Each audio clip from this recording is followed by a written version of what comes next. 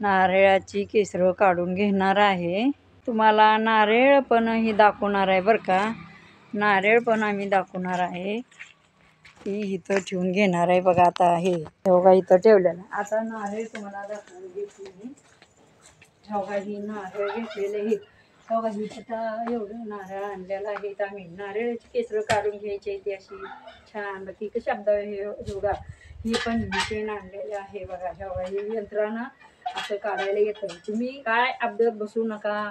असला आणा यंत्र एक बघा हे नारळाची केसर कशी निघते बघा। पटापट निघते त्या कशा सेकंदात बघा।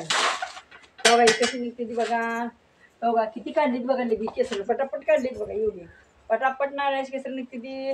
नारळ नेलं या लाईक करा।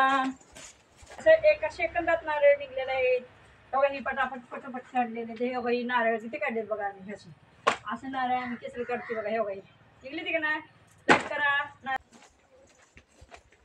तेव्हा शुभ सकाळी आम्ही नारळाची केसरं काढून घेणार आहे। नारळ साठलेलं आहे 50-60 नारळ आहे। नारळाची केसरं काय काढता झालेलं नाही मला।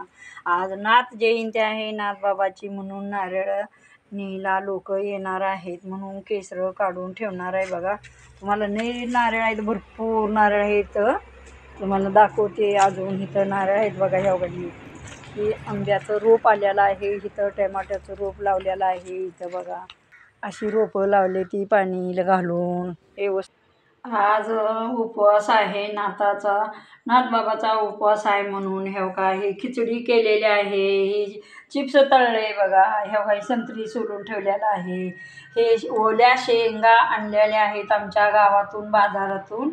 या ओल्या शेंगा खायला आज नाथबाबाचा उपवास आहे। उपास आता 12 वाजत आलेले आहे। 12 वाजत आले त्या म्हणून आता फराळ करावं म्हणलं। 12 वाजेपर्यंत कामच उरकत होती। मगाच्या ब्लॉकमध्ये दाखवलं होतं नारळाची केसरं ही काढायला लागलेली होती। मग आता झालं केसरं काढून नारळाची। आता म्हणलं खिचडी करून घेऊन आता खावावं आपण। 12 वाजले हो का। ही खिचडी केलेली आहे। ही सफरचंदाच्या फोडी ही संत्री सोलून घेतलाय।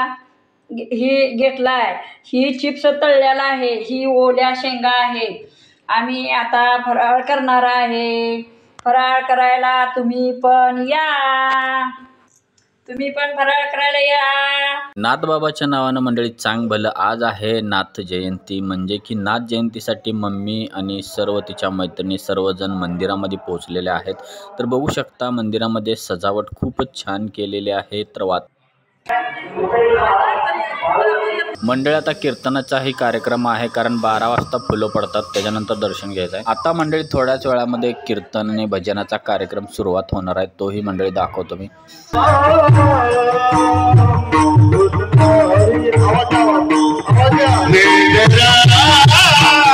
शेतात रोटर आलेला आहे बघा। ही रोटरा लागलेली ती रान आणि रोटरून घेऊन परत हरभरा पेरणार आहे। इकडं मिस्टर तसं उभा राहिलेला आहे दाखवायला।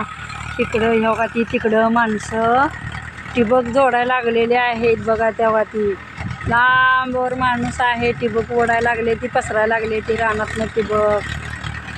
तर मंडळी बघितलंच असेल रोटरण्यासाठी ट्रॅक्टर आलेला आहे सकाळीच। तर बघू शकता पक्ष्यांचे किलबिलाट आणि शेतातलं वातावरण। तर मम्मी बघू शकता इथं बसलेले आहे। सकाळी 6 वाजता आलेला आहे आम्ही रानात। मग ही फराळ माझा उपवास होता। मिस्टरांनी सकाळी चहा चपाती खाल्ली आहे।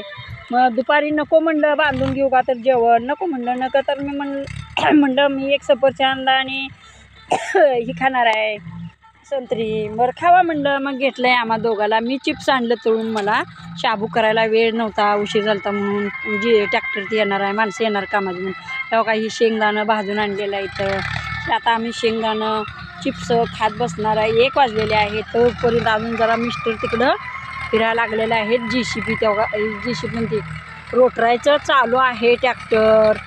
मग तिकडंच थांबायला आता या म्हणलं तर काही येईना। तोपर्यंत म्हणलं आता मी खाऊन घ्यावं।